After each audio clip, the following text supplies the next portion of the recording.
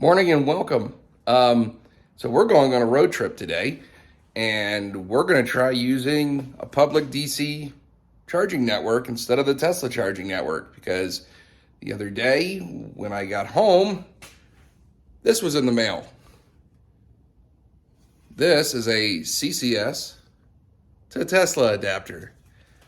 So we're going to try using this today and see how far we get. And then if it doesn't work, we'll just jump back to the Tesla charging network, and yeah, we'll see how mad we get trying to use Electrify America. But it'll make a good video maybe, or us broken down on the side of the road. So yeah, it should be fun one way or the other.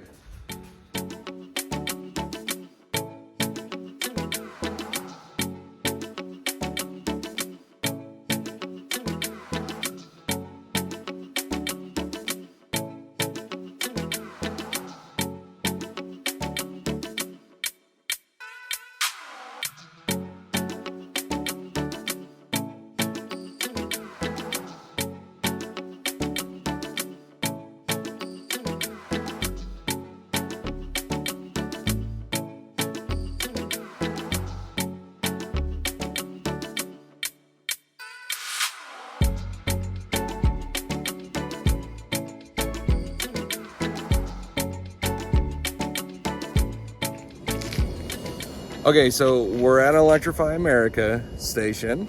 We are charging with the little adapter. I don't know if you can see it, but CCS to Tesla adapter. We found out two things about this charging station. One, I think the town doesn't have enough power to supply the units. So these two say 350, but if you look in the app, they're only 50. So if you come to Helena Montana, don't use the middle ones because they're only 50. And then the end one said 150, but when we plugged it in, it was still only charging at 31 kilowatts. So all three might actually be at 50. Now this one is charging at, I think it was like 140, 145 kilowatts or something. So when that kicks back on and decides to actually move over, we are charging at about the same rate as the superchargers that are about 3 miles down the road. Come on. But we only had to charge the supercharger for about 10 minutes, and it took about 10 minutes just to get these chargers to work, to actually plug them in and get them to actually start charging. Now, granted, we did have to jump around because they were only charging at 31 kilowatts. So I think when we first pulled in, if it would have charged at 150 kilowatt, then it would have been fine. But it did take about 10 extra minutes to do all this and waiting for the app and it connecting. So yeah, I mean, the Teslas, you just pull in, plug it in, and it starts charging. So there's also that. And yeah, I don't know if you guys can see that, but we're energy delivered and charging rate. So we'll see what we're actually still getting. We only have to be here for about 10 minutes. It's actually not that far to Butte. We just wanted to stop here and actually try these out. Yeah, the screen takes forever. There it goes. Not really.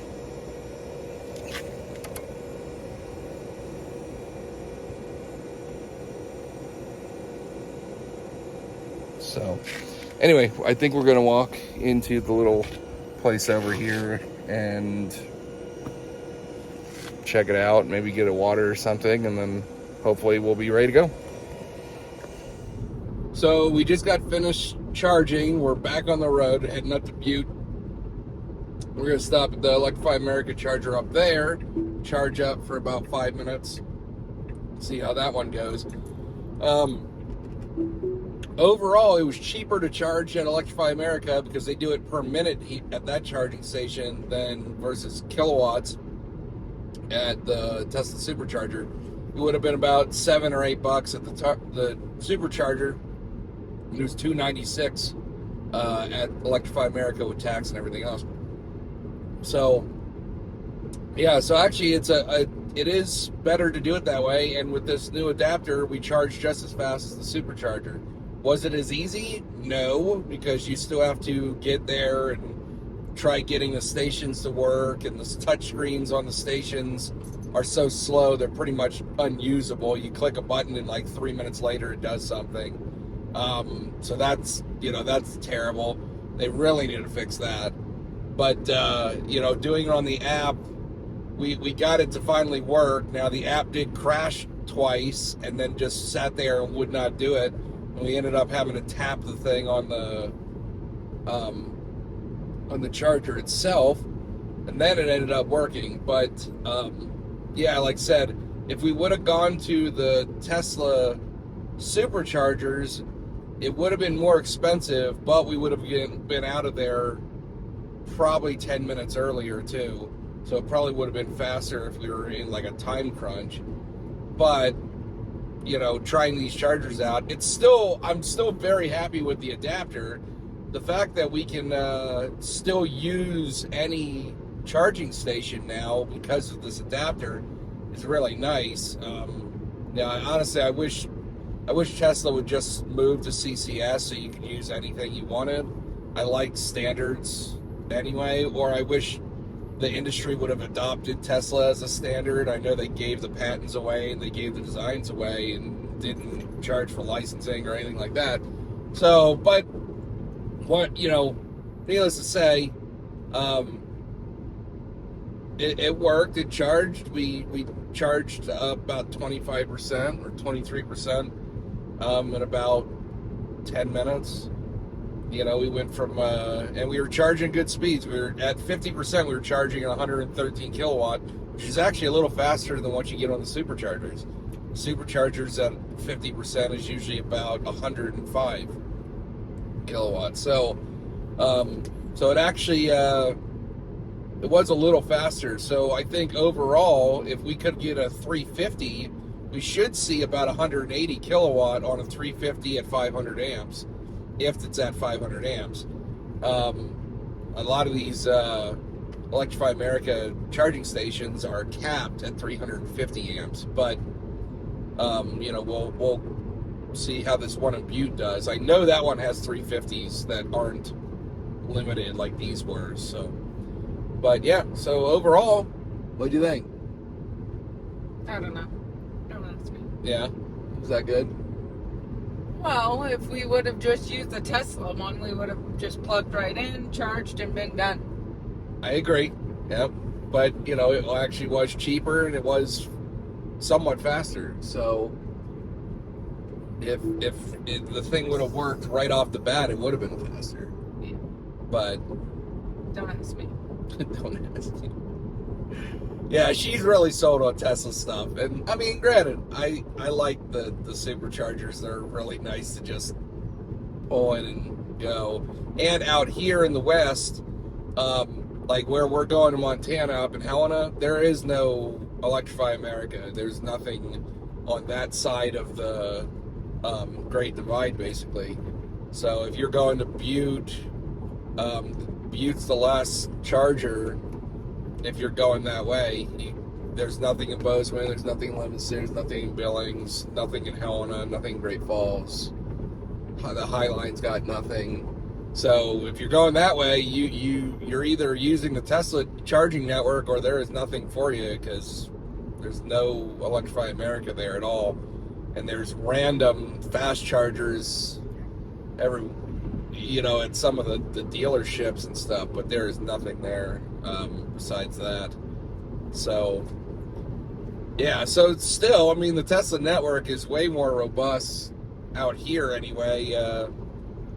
If you want to go to Yellowstone, there's Tesla superchargers right outside the park. There's nothing else for DC fast charging in West Yellowstone, at least. There's kind of something in Jackson if you're going that way, but not really. But yeah, so overall I was pretty happy. I'm happy the adapter works. The adapter's pretty dope. You just plug it in and it works just fine, so happy with that. But overall, not bad. And like I said, it's just another option we have now. So when we travel more places, we can, you know, it's always good to have options. So we'll see when we get into Butte.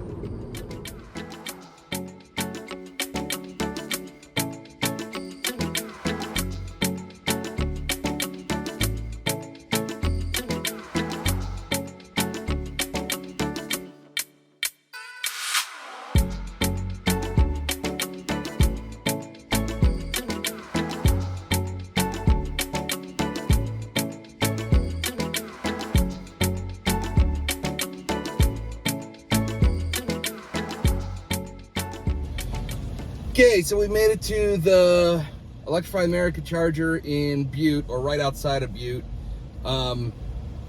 Butte, Montana. If you ever get a chance to come here, skip that. Don't do that. It's terrible.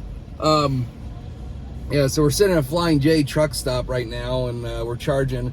This one worked just fine. Plugged it in, hit go, started charging. We got 183 kilowatts. That's what it was starting at. It's right at 150 now at 40%, and it's just kind of tapering down, kind of following the same charging curve we see with the superchargers. So this one is going to be great. No problem charging. It's one of the 350 kilowatt chargers. So yeah, the car can take advantage of it. And actually the car is pretty much saying we're ready to go. It's 15%, so we could leave right now. And we've only been here for, I don't know, what, 8 minutes, yeah. 7 minutes, something like that. So this one charged a lot better. Yeah, if they were all like this would be great. But the adapter is working great. I think it will see exactly the same speeds as a V2, a little faster than V2, but a little less than a V3. So it's kind of right in between them. And that's only a limitation of CCS because it can only charge at 500 amps. And if it's at 500 amps, at basically this is a 400 volt system, you're never going to see more than about 200 kilowatts. Tesla cheats and they go over 500 amps with their chargers. That's how they get 250 kilowatts on theirs. But who cares? Like, we're still seeing good speeds. So yeah, this is and this charger's way better placement to go off the interstate and then pull right over here versus the supercharger that's in town, and we don't want to be in town anyway. So yeah, this one worked pretty well. And then yeah, so we'll see you guys when we get to Helena.